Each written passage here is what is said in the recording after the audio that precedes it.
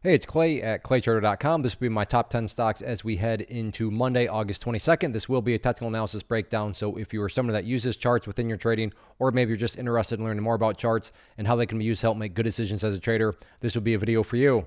First off, a couple of clarification points. Number one, this number you see down here will still be changing. And then the candlestick there you see will still be moving around. That is because the market's still open for a small amount of time. But I like to do these videos when the market is still open because sometimes we can capture some really interesting late day price movement. And then second, I'll be using the 30-minute time frame, meaning each one of these candlesticks here represents 30 minutes worth of time. So stock number one here, BBBY, which, as I said in yesterday's video, has been the talk of the town. But the talk is definitely essentially going away. Now, what makes me say that? It has nothing to do with the fact that it once again got destroyed with a big gap down. But check out the range today. And this is basically what the pattern is going to revolve around. You have this bottom part of the range down here, let's just call it $10.40.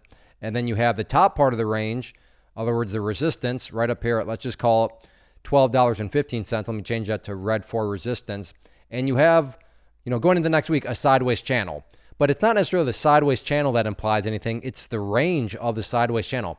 Look how absolutely small this range is, especially when you consider the range from Thursday, still pretty big. The range there, even bigger. And then, of course, the range right there was just crazy. And now you're down to this tight, small little range, and the volume has dropped off quite a bit. Now, this doesn't mean that there can't be another explosion. It doesn't mean that there will never, ever be a good quality move again. All I'm saying is that it's become very apparent that, people are kind of just, they're done with it. It's... the news, the event, the drama has all happened. I'm sure you have a bunch of bag holders now that are hoping and holding that it returns back upwards. So that's going to be a reason why, there's probably less volume because people just don't have any money to trade anymore because they're stuck in it by their own choice. But regardless, those are going to be the two key levels. If $10 does fail, I'd look for more people to probably just wave the white flag and get out, with $10 being a psychological level. And then as far as resistances, if the price can break up through $12.15, then yeah, maybe that would be the start of a bigger dead cat bounce. But as far as, hey, Clay, what do you think's going on with BBBY? I think the party is over for now, and I think it's just kind of back to probably being very boring in a smaller range. Next one, ENDP. This will mean a bit more to those of you that watched the video from Thursday, but I talked about that resistance line right there. And for any of you that watched that video and bought the breakout from this morning during that opening 30 minutes, congratulations. You got a very, very nice breakout. But those that were holding, it's not like the chart's ruined, but yeah, there has been a pretty big pullback. And then as I speak, you can see right now, this last 30 minutes is pretty rough too, which again is why I like to do these videos when the market's still open, because as you can see, this red candle here is moving all over the place. But the one dynamic here that's not ideal at all is the price is actually now back below this breakout point right there. Now, that doesn't mean that the entire chart's destroyed, because you still do have several areas of support. You still have the the purple line there, the 50-period moving average. You still have that green line there, down there at 35 cents. So it's not like the chart is completely collapsed or anything like that. So I don't want to be too overly dramatic. But the point here being is that this chart would have looked way better had the price been able to at least manage to stay above the breakout point. But with it now falling back below it, it just makes things look a lot shakier than had the price actually stayed above it. If there are any sort of movements back to the upside, the level of resistance that's made itself pretty apparent now is that pink line, the 200-period moving average valued at 49 cents. You can see several times the price has broken up above there slightly, only to fail back downwards. So it's not necessarily a problem of getting up above and breaking through that pink line. It's establishing and maintaining that momentum because, as I said, each time it's broken above it, it's ultimately failed. So overall, nice breakout for those of you that are, take those day trades and breakout trades. But overall, the chart's looking a little, it's not wrecked, but it's not looking nearly as good as what it could have had it not had such a big pullback. Next one, GCT. What an absolute monster. And the fact that it's now got such a well-defined level just makes it that much more interesting. So let me be very clear. Me drawing this line up here at, I thought I was going to say 60, but I guess it's not quite 60, is it? At 58.50, we'll call, I suppose you could, let's just call it 60, because 60 is a good round number. But me noticing $60 is not a special skill. It's not a great discovery. The exact opposite. I assure you, a whole lot of people are noticing that $60 mark. And I say all that because when a lot of people are watching the same level, wondering the same thing, call it a self-fulfilling prophecy, call it whatever you want, it can definitely produce some very big and dynamic movement. So nothing is guaranteed. I don't want to say that. But my point here is it valid? Is it rational to think that if this thing consolidates some more, then comes back up and gets through 60, that break in and of itself could create that much more buying pressure? That is absolutely a plausible thought process to have. Once more, not guaranteed, but certainly plausible. As far as levels of support are concerned, If you like to play pullbacks, interesting pullback area down there at the $40 mark. And then just from a pattern perspective, we have our resistance, have our support. We have the big momentum move right there. So you could also look at this as a bull flag pattern. But yeah, GCT, no doubt about it. Massive movement today. Let's see if that momentum carries into Monday with a break of 60. Next one, AMC. And again, I'm going to sound like a broken record on this one. Lower highs and lower lows, so the downtrend continues. The first update that needs to come into play here is just based on that rule when levels of support are broken and closed. They tend to act as resistance, which is exactly what happened right here. You can see the price broke down below it and then tried again, failed with momentum right there, basically flatly rejected at that level. Now, to be fair, last 30 minutes here, nice solid green candle, but one candle doesn't make or break your chart, so you can't sit here and say that the bulls are back. But you got to give credit where credit's due. Good, strong finish, it's looking like. So, the first big question headed into next week is, first off, can it get up to 1850, that red line? And then second, can it actually break through it? So that'll be the main dynamic to keep a very close eye on. As far as levels of support are concerned, so if this thing does continue on down, got to squeeze things a little bit here. And that next key level to watch, that former breakout point, sits there right at the $17 mark. So $17, next key level of support. And if that fails, then that's really going to start to make the chart look rough, because you also do have the reverse golden cross that's going to happen. It is a lagging indicator, but 50 period now crossing back down below the 200 period, not exactly a bullish sign to see. Next one, MNMD. Talked about this on Thursday, and the resistance level right there. Just the bulls can never quite get the breakout. Opening 30 minutes, the price did actually gap up and made a move. Tried to get up through $1.20, but it was completely rejected. But the difference here is when it was rejected, it came down to that green line, but that at that point just kept on going and going further and further. So a big rough movement today on this one, no doubt, which again, as far as that rule is concerned, as I said, when levels of support are broken and close below, they tend to act as resistance. So going into the day, 92 cents was considered a level of support, but with the price now below it, that'll be the main area of resistance if there is any sort of attempted bounce. As far as next levels of support are concerned, at this point, essentially that gap close location, which sits down there at 75 cents. Let me be very clear, gaps do not have to close. Think about that. If they had to close, that would imply that there are guarantees in the market, and there are no guarantees in the market. But that nonetheless, that is the gap close location, which would make it a logical area where it could potentially find some support. So keep an eye on 75 cents. And again, if the price does try to recover back upwards, 92 cents will be that key initial breakout point. Real quickly, I wanted to pause and personally invite you to get signed up for this free live online training that I'm offering next week. So if you've been enjoying what you've seen, you want to learn more about this tool, how it works, why it's so powerful and helpful in building consistency as a trader, then certainly get signed up for the free training. If you're watching on YouTube, there's a link down in the description box. If you're watching at my site, there's an area right there on the webpage that you can click to get signed up. So again, if you've been enjoying what you've seen and you want to learn more, then certainly get signed up for the free class.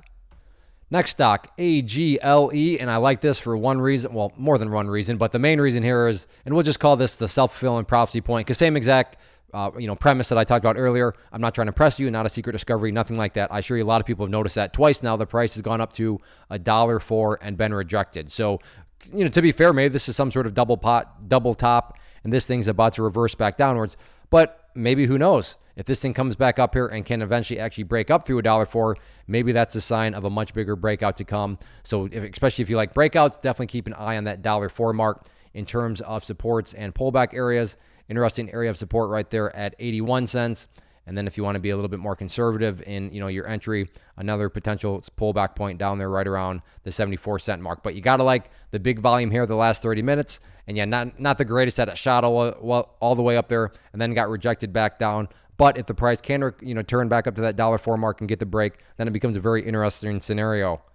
Next one, BBIG. And this is somewhat like BBBY, where the range is starting to tighten back up. Doesn't mean that anything's over. Doesn't mean that it can't make another move again. But it just seems to be losing some of its range, losing some of its luster. But with these sorts of stocks, all it takes is one, not even necessarily good news, but just any sort of news, and then a lot of stuff can start to happen again. But nonetheless, I know a lot of people are talking about this one, so want to keep it updated here. So the main level of support, right?